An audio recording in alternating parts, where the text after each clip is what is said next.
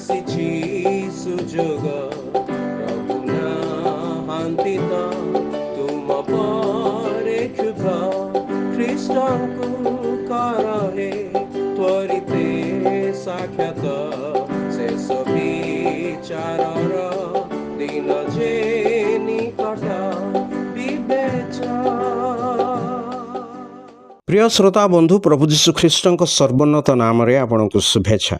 ପବିତ୍ର ବାଇବଲର ମାଥ୍ୟୁ ଲିଖିତ ସୁସମାଚାର 15 ଅଧ୍ୟାୟର 22 ପଦରେ ଆମମାନେ ଏହିପରି ପାଠ କରୁ, ଆଉ ଦେଖ ସେହି ସୀମାରୁ ଜଣେ କିଣାଣିଆ ସ୍ତ୍ରୀ ଆସି ଉଚ୍ଚ ସ୍ୱରରେ କହିବାକୁ ଲାଗିଲା, ହେ ପ୍ରଭୁ ଦାଉଦ ସନ୍ତାନ, ମୋତେ ଦୟା କରନ୍ତୁ, ମୋର ଝିଅଟିକୁ ଅତି ଭୟଙ୍କର ଭାବରେ ଭୂତ ଲାଗିଅଛି।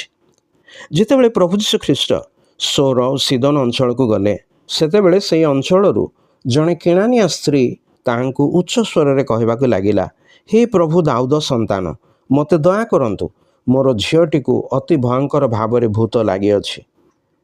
ନିଜ ସନ୍ତାନମାନଙ୍କୁ ପିତାମାତା ଅତି ସ୍ନେହ କରନ୍ତି, ଆଉ ଯଦି ସନ୍ତାନମାନେ ଅସୁବିଧାରେ ପଡ଼ନ୍ତି ସେମାନେ ଦୁଃଖଗ୍ରସ୍ତ ହୁଅନ୍ତି। ଯଦି ସେମାନେ ଉଦ୍ବିଗ୍ନ ବା ବ୍ୟାକୁଳ ହୁଅନ୍ତି ତେବେ ସେମାନେ ଅତି କଷ୍ଟ ଅନୁଭବ କରନ୍ତି। ଯଦି କେହି ଶୈତାନ ଦ୍ୱାରା ପ୍ରଭାବିତ ହୁଅନ୍ତି ତେବେ ମନ୍ଦ ଆତ୍ମା ସେମାନଙ୍କୁ ଯନ୍ତ୍ରଣା ଦେଇଥାଏ। ଈଶ୍ୱରଙ୍କର ଉପସ୍ଥିତିରେ ରହି ତାହାଙ୍କ ସେବା ଆରାଧନା କରୁଥିବା କେତେକ ଦୂତ ଶୈତାନର ଅନୁଗାମୀ ହେବାରୁ ସେମାନଙ୍କୁ ସ୍ୱର୍ଗରୁ ନିକ୍ଷିପ୍ତ କରାଗଲା। ସେମାନେ ମଣିଷମାନଙ୍କୁ ଯନ୍ତ୍ରଣା ଦେବାକୁ ଲାଗିଲେ।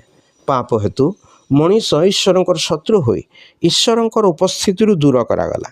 ସେହି ମଣିଷ ଉପରେ ଶୈତାନ ପ୍ରଭାବ ବିସ୍ତାର କରେ। ପାପ ତଥା ଶୈତାନର ପ୍ରଭାବରୁ ରକ୍ଷା କରିବା ପାଇଁ ପ୍ରଭୁ ଯୀଶୁ ଖ୍ରୀଷ୍ଟ କ୍ରୁଶରେ ବଳିଦାନ ହେଲେ ଓ ମୃତମାନଙ୍କ ମଧ୍ୟରୁ ତୃତୀୟ ଦିନରେ ଉତ୍ଥିତ ହେଲେ, ଯେପରି ଯିଏ କେହି ତାଙ୍କଠାରେ ବିଶ୍ୱାସରେ କରେ ସେ ପାପରୁ ମୁକ୍ତି ପାଏ, ପୁଣି ପ୍ରଭୁ ଯୀଶୁ ଖ୍ରୀଷ୍ଟଙ୍କ ରକ୍ତରେ ଶୁଚି ହୁଏ, ପୁଣି ସେ ଈଶ୍ୱରଙ୍କର ଆତ୍ମାଙ୍କ ବାସସ୍ଥାନ ହୋଇଯାଏ।